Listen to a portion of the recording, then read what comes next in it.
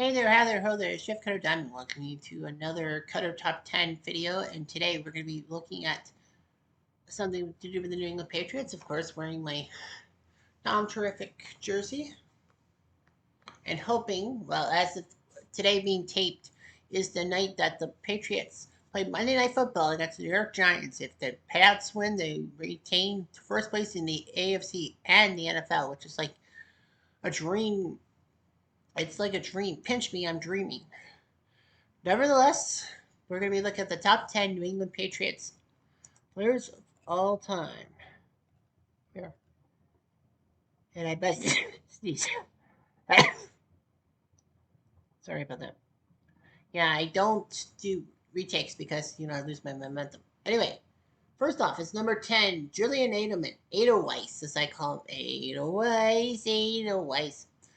Wide receiver from 2009 to 2020. Edelman is a pretty good player and all that. He once was quarterback for Kent State, and then he turned into wide receiver. Not many teams wanted him, but the Pats took interest in him. And Edelman was known for his toughness, reliability, and the fact that he won a Super Bowl MVP. I believe it was 2019, wasn't it? But yeah, Edelman was a Super Bowl MVP. I mean, he's got to be up there, and he was a good wide receiver and a good target. Number 9 is Adam Vinatieri, known for his kicking exploits from 1996 to 2005. I know Steven Gostkowski is a good kicker too, but the fact is that Vinatieri was the guy who helped New England with their dynasty out. His clutch kicking sealed multiple Super Bowl victories. I mean, the guy was kicking over in Holland for Amsterdam in the NFL Europe, and New England took a flyer on this guy. I think he came from Northern Iowa. I can't remember what school he went to, but yeah. Vinatieri was a good kicker every season, but in 2002 he entered the atmosphere. Not because of his Super Bowl winning kick against the Rams, but the fact is that the tech rule game. People forget that Adam Vinatieri could have easily missed that 50-yard field goal in the snow, and then the tech rule game would have been just a footnote. Vinatieri threw the snow of Foxborough Stadium the last time the old Foxborough Stadium, hosted it at Patriots game before they moved to Gillette Stadium. They put it through, and then Vinatieri in overtime kicked the winning field goal. Like Oakland could have won in overtime. Anyhow, Vinatieri kicked the winning field goal against the Rams in Super Bowl 36. Everyone knows about that. And of course, the fact of Vinatieri is that, John Madden said that they would probably just take knees and go to overtime, but Pat Summerall says, no, just wait a minute. And Vinatieri's kick was through. And of course, we can't forget the image of Lonnie Paxton, the offensive lineman for the Pats, doing snow angels at the end. So anyway, he got the ice cold kick in 2004 as well, because John Casey of the Panthers kicked it out of bounds, so the Patriots had room, and Vinatieri kicked the winning field goal. He was a Patriots legend, even though that he didn't finish after 2005. The Colts picked him up, I think, as a way to get rid of Vanderjoke. Number 8 on the list is John Hanna. Maybe not know who he is. Old school Patriot fans will know who he is, but new school not so much. John Hanna is one of the greatest offensive linemen in NFL history. For my money, it's either Jackie Slater or Anthony Munoz as my greatest, even Jason Kelsey. But anyway, yeah, one of the greatest offensive linemen in NFL history. He was a Hall of Famer and a dominant force in the trenches, especially with the Patriots, being off and on between 1973 and 1985. Like, the Patriots were in a downturn and they went uphill by 1976 and should have won the AFC division round against the Raiders, but that phantom penalty on Sugar Bear Hamilton. But, the Patriots came through in 1985, getting to the Super Bowl and shocking a lot of people. Well, 85-86. Number 7 is Willie McGinnis, a linebacker slash defensive end from 94 to 2005. He was known for his versatility. He could play defensive line, and he could play in the linebacker. He had his playoff performances. He won 3 Super Bowls with the Pats. He was the leader, and he was pretty good. I mean, he knew what to do. Number 6 on the list is Andre Tippett, Tippett. Linebacker from 1982 to 1993 in the lean year. Well, from the highest to the lows in Patriots land. He was a good pass rusher, a great star, was named Defensive Player of the Year once, and got to the Hall of Fame. And, with the Patriots, he was also there in 85, 86 in Super Bowl 20 for the Pats when they got their butts handed to them by the Bears, but still, Andre Tippett was still there.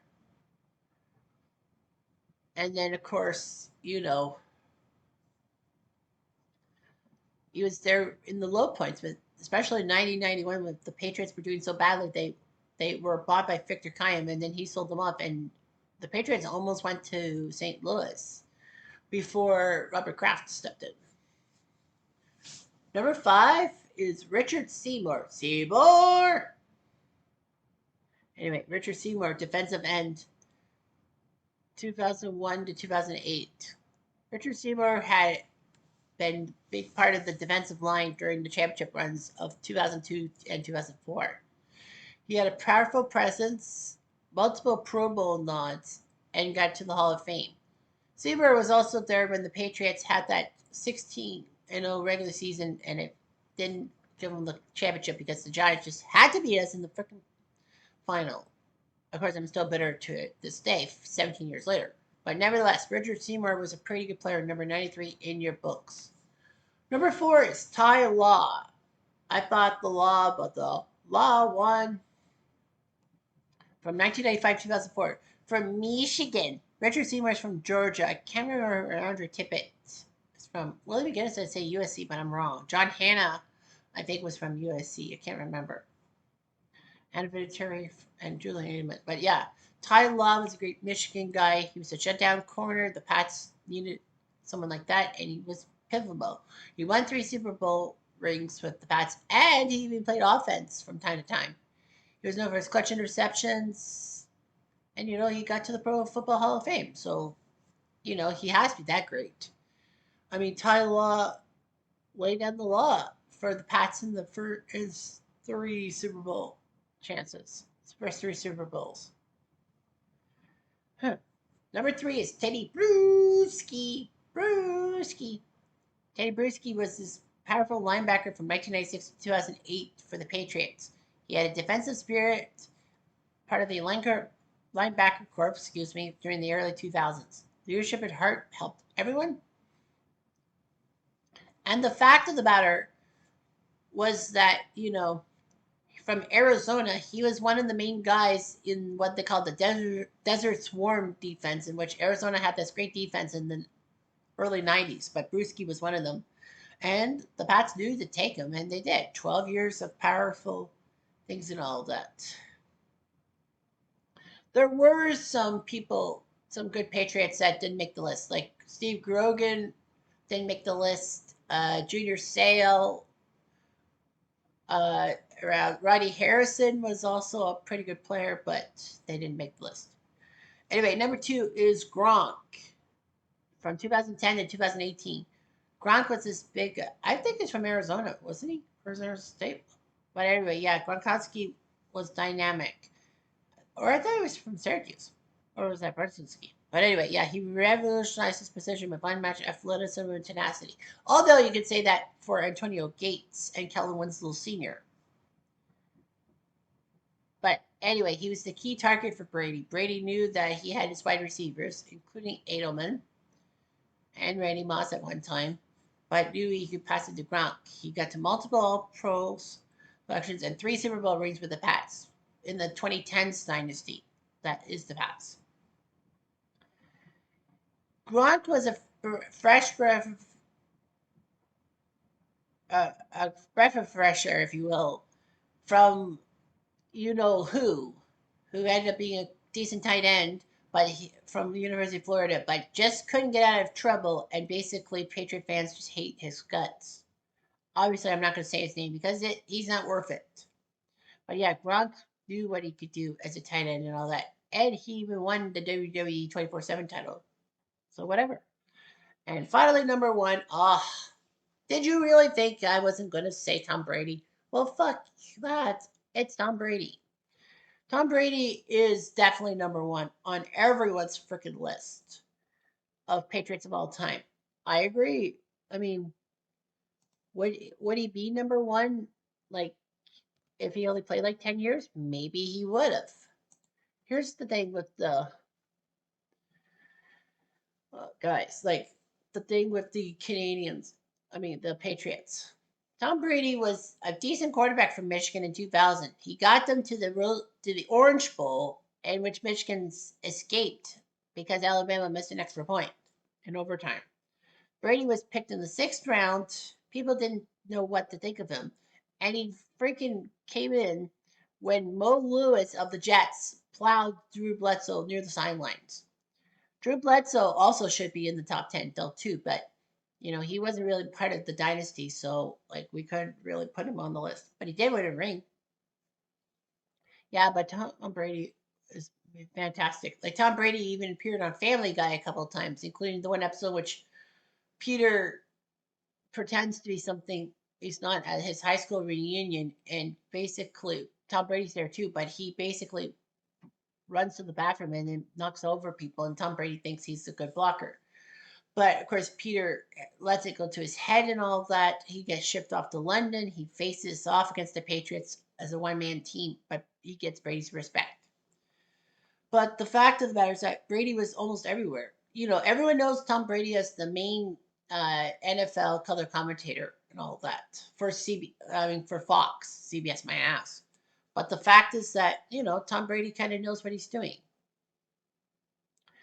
But I mean, Tom Brady was big. 2002, he came in. Well, 2001 season, he came in for an injured Drew Bledsoe, helped the Patriots win the division, get to the divisional round, beat Oakland, of course, tech world notwithstanding. And then in the AFC title game, Brady got hurt. Bledsoe helped them go into Pittsburgh and shock the Steelers. Got to the Super Bowl against the greatest show on turf Rams, but Brady was back and all that. And of course, they got rid of Bledsoe to Buffalo. They couldn't keep two quarterbacks like that. Of course, Brady has experience and all that. Everyone loved Tom Brady, TB12, and all that. Of course, the whole Deflategate thing happened, and Roger Goodell basically had to those other 31 owners and all that, and it bit Goodell in the butt.